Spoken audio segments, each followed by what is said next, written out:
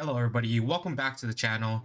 In today's video, we will finally be covering the last official member of the Straw Hat crew, the first son of the sea, Jinbe. Jinbe was teased to join the crew a long time ago since Fishman Island, but was not officially part of the crew till much later. Many people thought it might be a fake out joining like Vivi, where Jinbe will just cop out at the last second, but I for one am so happy Jinbe joined the crew. He rounds out the whole crew dynamic perfectly. In this video, I'll talk about his role on the ship, his character, and his dream. Jinbe, unlike many of the crew, is older, just like Brook. While Brook is probably the dirty old grandpa, Jinbe is the wise old father figure. Jinbe has been through a lot. His life is full of ups and downs, but he uses his life experiences to grow, to become a better person. As a fishman, him and his people were subjected to a lot of prejudice. And as a warrior, you already know young Jinbe is out here fighting for his people. Fishmen are basically an allegory for racism in the One Piece world. So Jinbe's initial views of the world are jaded and hateful due to the abuse of the humans on the fish people. He fights against them and is part of the freedom fighters, the Sun Pirates, led by Fisher Tiger, one of the goats. Many fishmen hate humans, seeing them as devils and inferior to fishmen. For example, Arlong, who is a villainous scum, and it may be surprising, but Jinbe was similar to Arlong. They both are sun pirates and had similar views about humans. But unlike Arlong, Jinbe slowly starts to understand humans, that they're just like fishmen. This starts with Otohime, the queen of the Fishman Island, and then with Koala, a slave they rescued, and it ends with Fisher Tiger's death. Otohime tries to build a peaceful bridge between humans and fishmen, but dies for it by the hands of her own kind, not even by humans. Koala shows the fishmen that humans suffer as well from other humans, that not all humans are the same, that suffering can occur to anyone by anyone.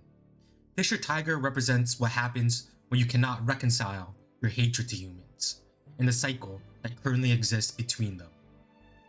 Jinbe slowly grows and realizes the real problem isn't humans, it's the system, the government, and the people in power. The world's not black and white, and it takes Jinbe time to realize this. So, he ends up accepting a spot as a 7 warlord to gain power and try to change things from the inside. Fortunately, this also fails. But at least Jinbe keeps trying to find a better way, learning and maturing from his failures. This shows his growth from acting like Arlong wanting to kill humans trying to figure out a better way. He even beats the shit out of Arlong, which is a great moment. Fuck that guy. So Jinbe represents the theme of growth in One Piece. He learned from his experiences and tries to understand the differences between right and wrong. So his wisdom is very, very valuable. For Luffy, Jinbe is a lifesaver. At the Marineford War, this man, time and time again, saved his ass and even took a punch through the chest, just shrugged it off. He wasn't gonna be no donut part 2. But not only did Jinbe save Luffy physically, but mentally too. After they recover, Luffy is distraught as hell, understandably so. But Jinbe helps Luffy back on track on the right path by letting him know that he may have lost Ace, but there's still more to live for. He still has his Nakama. This is Jinbe's wisdom at work. This man has experienced loss, just like Luffy, and understands what Luffy's going through, and knows what exactly to tell him to get him back to the path to be Pirate King. This is why Jinbe's role as a helmsman is perfect. He represents growth, maturity, and wisdom that is needed to guide the Straw Hats and keep them on track, both physically and psychologically. It does help that Jinbe's a fishman and can basically steer the ship in his sleep. Jinbe is also loyal, brave, powerful, and stern. He's basically daddy. Him and Nami make up the daddy-mommy combo of the crew, which makes sense, because one drives the ship and the other directs it. But mom's scarier than dad though. So, Jinbe's dream is simple. He wants to see humans and fishmen living in harmony with each other. It's the same dream the late Princess Otohime wanted.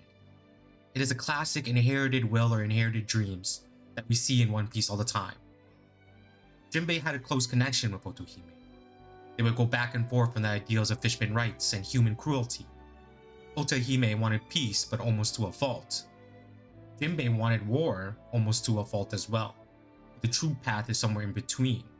So with both ideals of peace and war, and the wisdom to understand them, Jinbe is definitely the perfect candidate to be a bastion of peace between humans and fishmen.